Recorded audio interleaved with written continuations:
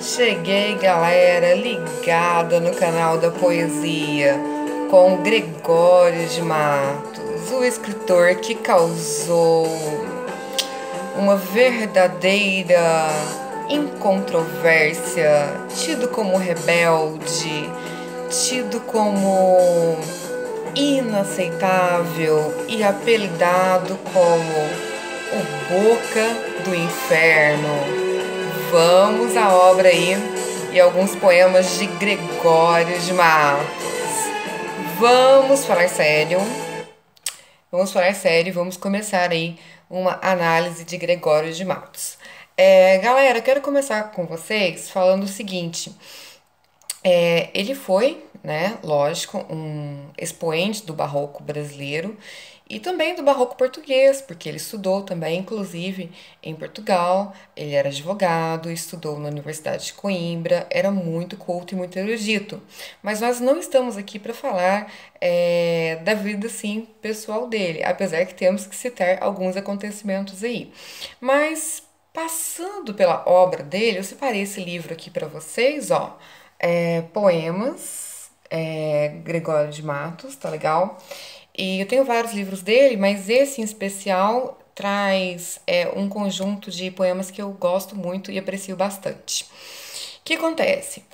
Acontece o seguinte, ele escreveu muito sobre crítica religiosa, criticou bastante a igreja e um dos fatores, né, dele ter sido apelidado aí como vulgo Boca do Inferno foi essa crítica religiosa veemente presente nos poemas dele e também, por um outro lado, se vocês pesquisarem aí mais profundamente na obra dele, existem algumas nomenclaturas de poesias tidas como eróticas ou até mesmo pornográficas, o que eu particularmente acho uma nomenclatura exacerbada e apesar de que para a época poderia ter sido realmente algo estarrecedor ou pornográfico mesmo, mas eu acredito que não vejo nenhuma pornografia, nenhuma aberração nos poemas eróticos dele ou tidos como pornográficos dele. Eu vim aqui para falar para vocês, não é da crítica social que ele fez e também não é dos poemas tidos como eróticos e pornográficos dele também não. Eu vim falar dos meus poemas prediletos, porque as pessoas desconhecem o lado sentimental de Gregório de Matos. As pessoas o veem como o grande crítico da igreja, como o abominado pela religiosidade, como o pecador, né? Ou como o poeta sujo, o poeta erótico, o poeta que diz coisas proibidas, o escrachado. E as pessoas desconhecem aí o lado romântico e o lado questionador de Gregório de Matos, que também tem um pouco de sátira. Toda a poesia dele é embalada na sátira, mas é uma sátira real e uma sátira crítica e destemida da parte dele que eu gosto muitíssimo. Vamos à análise literária. Eu separei para vocês os meus prediletos de amor e de filosofia que levam realmente as pessoas a pensarem na vida, no cotidiano, no dia a dia. E na questão, né, da temporalidade, da instabilidade das coisas do mundo, esse soneto tem o título A Instabilidade das Coisas do Mundo. De que instabilidade que ele está falando, galera? Ele está falando da instabilidade de tudo, porque nada é para sempre, tudo é instável no mundo em que vivemos, né? Obviamente. O ontem sempre vai ficar no ontem, o passado sempre vai ficar no passado. E as pessoas, quando se dão conta disso, muitas pessoas ficam realmente horrorizadas, outras pessoas passam pela vida sem se dar conta do tempo e vão vivendo a rotina do dia a dia, e outras pessoas. É porque é interessante a gente analisar, mas assim, atravessando por essa conjectura, por quê? Porque muitas pessoas vivem de passado. E muitas pessoas vivem pensando exacerbadamente no futuro. e, em geral, as pessoas esquecem de viver o presente. Então, esse soneto do Gregório de Matos, A Instabilidade das Coisas do Mundo, retrata bastante isso. Nasce o sol e não dura mais que um dia. Depois da luz se segue a noite escura. Em tristes sombras morre a formosura. Em contínuas tristezas há alegria. Porém, se acaba o sol, por que nascia? Se é tão formosa a luz, por que não dura? Como a beleza assim se transfigura, como o gosto da pena assim se fia, mas o sol, mas no sol e na luz falte a firmeza, na formosura não se dê constância, e na alegria sinta-se tristeza. Começa o mundo, enfim, pela ignorância, e tem qualquer dos bens por natureza a firmeza somente na inconstância. Esse poema é A Instabilidade das Coisas do Mundo, é um dos meus prediletos do Gregório de Matos, justamente porque nessa parte, nessa última estrofe, onde ele diz a ignorância de não perceber a inconstância das coisas do mundo. Eu acredito que realmente eu encontrei nesse poema, eu diria, enfocada totalmente no que ele diz, no que ele esboçou. Não há maior ignorância em não perceber aí a instabilidade do tempo. A beleza é uma coisa passageira, a idade é uma coisa que chega, o passado nunca vai voltar e o futuro a gente vive, claro, tem projetos, tem metas aí, mas é uma coisa tão inconstante que você não sabe se você vai chegar lá, se você vai morrer amanhã. Então, o ideal realmente é que vivamos e aproveitemos totalmente o momento presente. E é muito importante isso. Na formosura não se dê constância. Por quê? Porque existe aí, né?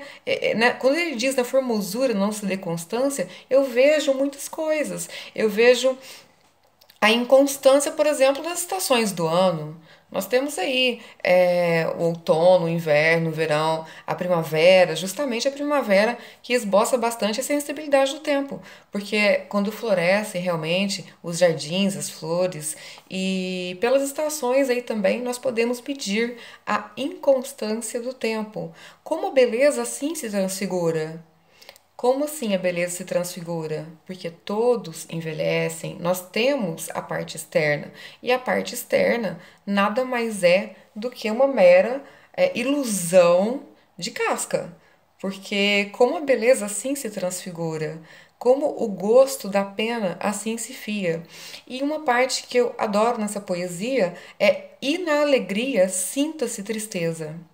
Porque nada é 100%. As pessoas nunca ficam 100% alegres e até na alegria sente-se um bocadinho de tristeza e, invertendo a situação também, até na tristeza, inclusive, pode-se sentir um bocado de alegria, mas aí isso é para uma divagação bem mais profunda, mais atenta às metáforas poéticas, né, que ele quis dizer dessa magnitude, desse mistério da instabilidade real das coisas do mundo, né?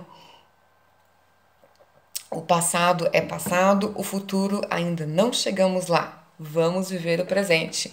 Gregório de Matos aí é já causador de um impacto social e destemido. Por que destemido? Porque ele indagou filosoficamente aí a instabilidade das coisas do mundo. Além disso, né, gente, o desdobrar, assim, o desdobrar completo da obra dele atravessou a convicção religiosa, a convicção social, e ele muitas vezes enseja a ideia de certo e errado nos poemas dele, para os olhos de quem lê, para os olhos do leitor. Muitas pessoas acham, nossa, mas ele foi errado, ele foi escrachado. Percebam que na poesia dele o escrachado ou tido como escandaloso, errado, é justamente ele questionando o que você faz, o que é certo para você, o que é errado para você. Mas a partir do momento que ele colocou isso no papel, ele se tornou alvo aí de críticas, né? E as poesias dele, tidas como eróticas e pornográficas, é que eu particularmente não acho, eu particularmente não encontrei nada tão escrachado ou tão vulgar nessas poesias dele. Eu não vou declamá-las porque não são as minhas prediletas, mas vocês podem encontrar na obra dele aí as poesias tidas como pornográficas, promíscuas. E eu quero falar sobre elas porque tenho certeza que vocês vão encontrar aí na internet poesias promíscuas e eróticas e pornográficas, né, tidas como pornográficas de Gregório de Matos, porque na realidade, o que é essa promiscuidade, né, galera? Na verdade, é uma retratação que, aos meus olhos, eu acho normal, do sexo pelo sexo. Porque o sexo é algo que todo mundo faz, desde que o mundo é mundo. E por que tão chocante? Por que tão chocante? Porque, na verdade, as pessoas faziam também, inclusive na época, debaixo do pano, escondidinho, né? Então, fulano traiu a fulana e o marido traiu a esposa e muitas vezes não só a questão de traição, de contrastando com a fidelidade, né? O que trazia esse erotismo realmente para esse pacote social, né? Porque na verdade, o que ele fez? Ele colocou no papel o que todo mundo faz. Quer dizer, praticamente, né? Não vamos generalizar, mas todo mundo faz sexo, né? E ele colocou de uma maneira totalmente espelhada e realista. Então, todo mundo faz e coisas certas, tanto coisas certas quanto coisas tidas como erradas, mas ninguém fala e ninguém gosta que fale, não é verdade?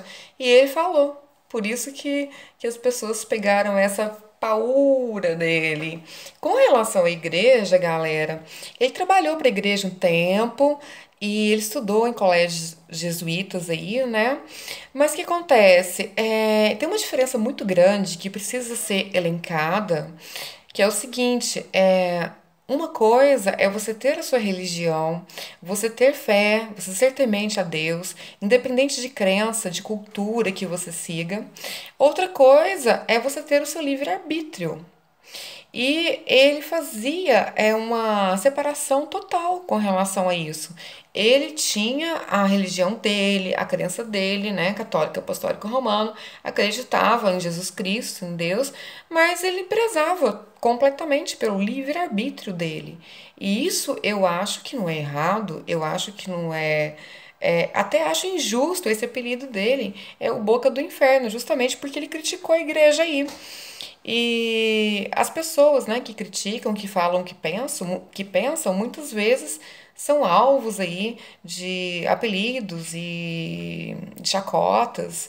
E na verdade, eu nunca achei que ele foi merecedor desse apelido, né, o Boca do Inferno.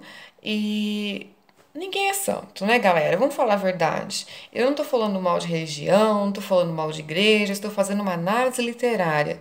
Mas nenhum padre é 100% perfeito, nenhuma freira é 100% perfeito, nenhum pastor. Quer dizer, se você procurar no mundo inteiro, em todas as religiões, em todas as crenças, vão ter pessoas 100% de caráter, óbvio, dedicadas e exímias em tudo que fazem, mas se você procurar também, vão ter pessoas corrompidas, pessoas erradas, coisas, crimes, né? Abusos sexuais da igreja. Quer dizer, em tudo que você olhar na vida, sempre vai ter um lado doce, um lado e um lado cruel, os dois lados da moeda. Então, eu considero esse apelido, o Boca do Inferno, muito cruel para ele. E as pessoas pegam e falam assim: Poxa, Johanna, mas para a época ele mereceu esse apelido. Cara, gente, vamos falar aí num linguajar bem, bem chulo, né? Como ele gostava de escrever às vezes.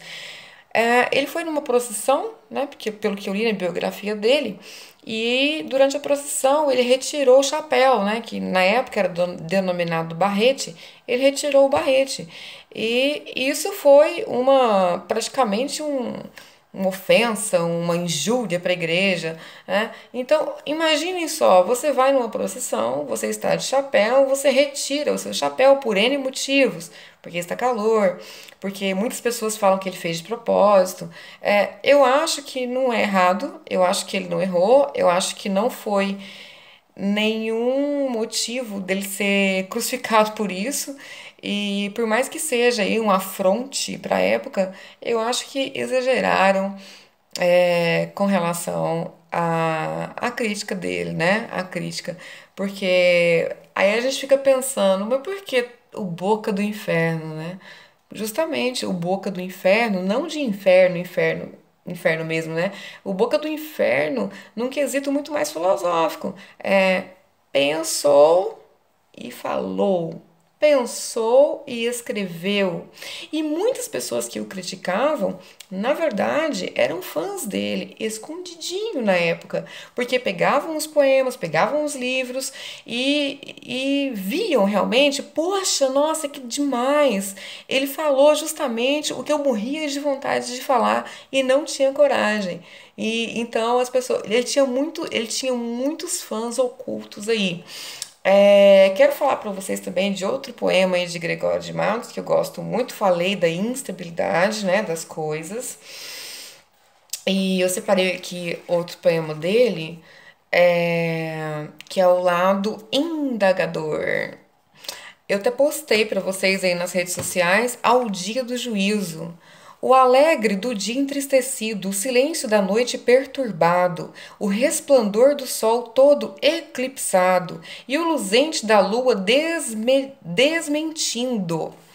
Rompa todo criado em um gemido, que é de ti mundo, que tens parado? Se tudo neste instante está acabado, tanto importa o não ser como haver sido. Sou a trombeta da maior altura, a que a vivos e mortos traz o aviso, da desventura de uns, doutros ventura. Acabe o mundo, porque já é preciso, erga-se o morto, deixe a sepultura, porque é chegado o dia do juízo. Eu gosto muito dessa poesia, desse soneto, na verdade, o dia do juízo, porque o dia do juízo, na verdade, aos meus olhos de leitora, é a própria consciência do ser humano aí, né, galera? Não, para muitas pessoas, as pessoas acreditam, né, que o dia do juízo é o dia realmente da sua morte, ou quem acredita em vida após a morte, ressurreição, enfim, eu não estou discutindo crença. Eu estou falando que o dia do juízo, aos meus olhos de leitora, na poesia aí, versejante de Gregório de Matos, o dia do juízo é justamente quando a pessoa cai em plena consciência. Das suas atitudes diante da vida, né? Do que você fez até hoje. Aí você coloca naquela balancinha, né? A balancinha pode servir de exemplo aí a balança jurídica. Vamos para a balança jurídica. O que você fez de certo, o que você fez de errado e não somente juridicamente falando, amorosamente falando, com seus amigos, com seus familiares, com as pessoas que te cercam. Sempre tem um momento, né, de colocar na balança. E é um momento crucial. Por quê? Porque é nesse momento que as pessoas têm a oportunidade aí de analisar os erros e multiplicar os acertos e tentar, claro, se quiser, corrigi-los, porque sempre é tempo aí de uma correção, né? Poxa, pisei na bola com fulano, deixa eu me corrigir, deixa eu tentar ser uma pessoa melhor. Poxa, eu tive realmente intenção de magoar alguém? Foi da minha intenção realmente ou foi sem querer? Poxa, deixa eu pedir desculpa. Então tem essa coisa, né, do dia do juízo ser muito mais uma questão de análise profunda do consciente, das atitudes e acertos e de erros. E separei para vocês também uma poesia dele que eu adoro, que é a Navegação do Coração. Nessa poesia chama A Umas Saudades.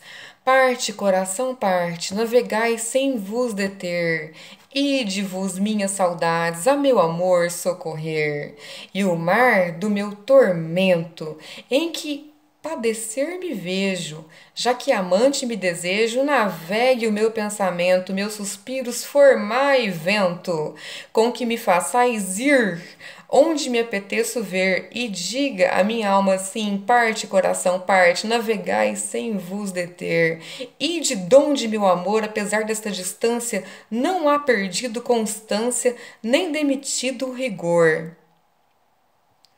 Antes é tão superior que a si se quer exceder, e assim não desfalecer com tantas adversidades, ide-vos minhas saudades a meu amor socorrer.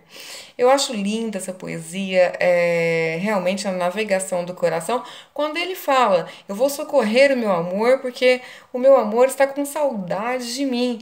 E ele faz essa análise, né, da saudade, suspiros, formar vento, né? Ele moldura tudo, metaforicamente falando, do tanto da paixão e do tanto que o amor mexia com ele, né? Já que amante me desejo, né? E termina dizendo: ide-vos minhas saudades ao meu amor socorrer. Ou seja, ele vai navegando aí pelo caminho, socorrer um subterfúgio utilizado aí para estar junto, para matar a saudade e ser feliz. E o interessante é que nessa poesia, aí, ó, para quem chama ele de pornográfico e erótico, ele fala sem perder o rigor, ou seja, sem perder a classe, a elegância, o respeito, né, pelo ser amado, pela pessoa. Então, fica a minha indicação para vocês, Gregório de Matos. Procurem a obra completa, vocês vão encontrar aí bastante crítica social, bastante crítica à Bahia na época, né, porque ele é baiano, ao governo da época, bastante crítica à igreja, mas não à igreja completa, a algumas pessoas da época, né, e vocês vão encontrar, para quem quiser ir mais fundo, né, mais profundamente na obra dele, o lado amoroso e o lado indagador aí da instabilidade das coisas e do tempo, o questionamento do passado, do presente, do futuro e essa poesia da instabilidade é que eu mais gosto. Aonde você está vivendo? Você está vivendo de passado? Você está vivendo com os olhos somente no futuro? E o presente? Você está deixando passar assim minimamente? Então, são essas poesias de questionamento de Gregório de Matos que me atraem. Mas procurem aí também as poesias eróticas, as poesias pornográficas, tidas como pornográficas dele, né? E eu achei engraçado, agora para terminar o vídeo, que eu quero contar para vocês aí, a particularidade de que ele foi praticamente escrachado aí, né? Por ter tirado o chapéu na procissão da igreja, né? Aí eu fiquei pensando, gente, mas isso pra mim poderia ter sido, vai, no fundinho uma provocaçãozinha dele, por uma certa revolta, etc e tal. Mas eu fiquei pensando, gente, é tão normal, né? Hoje em dia, por exemplo, tem duas coisas que me deixam intrigadas na poesia de Gregório de Matos, tá, galera? A primeira coisa é que as pessoas sempre pensam, nossa, ele causou impacto para a época. E distanciam ele muito do tempo de agora, do hoje. Mas se você parar para pensar, você encontra analogicamente muitas coisas na obra dele que são atuais. Por exemplo, quando ele fala de sexo, quando ele fala de promiscuidade, de erotismo, de o tesão animalesco, hoje em dia existe da mesma forma. E as pessoas fazem, as pessoas escondem da mesma forma. Então, não mudou muito, né, certas coisas que ele abordou para os tempos atuais, né? O que choca, o que choca realmente é ser dito, o que todo mundo faz e que ninguém vê fazendo aí por aí, né? Todo mundo, claro, salvo exceções. Porque a sexualidade em si, orientação sexual, o sexo pelo sexo também, eu não acho que nada disso é errado. Eu acho que as pessoas não gostam de dizer, né, o que você faz quando ninguém te vê fazendo. E ele dizia. Então, nessa questão de temporalidade, eu não vejo muita mudança da época dele para agora, tá? Mas eu vejo mudança aí de evolução com relação ao livre-arbítrio. Hoje em dia você pode muito bem frequentar uma igreja, ir numa igreja e não seguir completamente aquela religião. Você segue o que você quer. Eu, por exemplo, eu sou católica apostólica romana e não vou à missa. E não considero que vou para o inferno por causa disso. Cada um é cada um tem sua fé, cada um tem sua crença. Acredito em Deus, tenho minha fé, rezo em casa, mas não gosto da missa. Vamos separar aí, né, o livre-arbítrio do poeta e com o que ele sofreu aí de críticas e de apelidos e de sarcasmos. Eu acho que foi um contraponto aí, pelo que ele escreveu, pelo que ele trouxe de sátira, bastante veemente à religiosidade, à igreja e aos acontecimentos sociais. Analisei Gregório de Matos de um lado mais afável, amoroso e de um lado mais filosófico, quando ele enseja a instabilidade do mundo. O que você foi ontem, o que você é agora, o que será amanhã. O ontem você não tem, o amanhã também já foi. A única coisa que você tem é o agora. Beleza, acaba. Tudo acaba. Tudo é transitório. Gregório de Matos. Eu adoro esse poeta. Ficamos por aqui e procurem aí na obra dele, viu, galera? As poesias tidas como eróticas, pornográficas. Vocês vão encontrar aí a promiscuidade que existia naquela época existe, inclusive até os dias de hoje, né? Ficamos por aqui. Eu escolhi um tango aí de Piazzolla para falar de Gregório de Matos, Libertango, justamente pela liberdade, o livre-arbítrio inerente a cada um de nós. Para quem quiser uma coisa mais atacada, procurem aí, ó, a obra completa dele. Vão encontrar muita coisa proibida e muita coisa satírica. Eu sou mais romântica, eu gosto mais do lado questionador e filosófico dele. Buena geral pra galera ligada no canal da poesia. E é isso aí, aguardem novidades.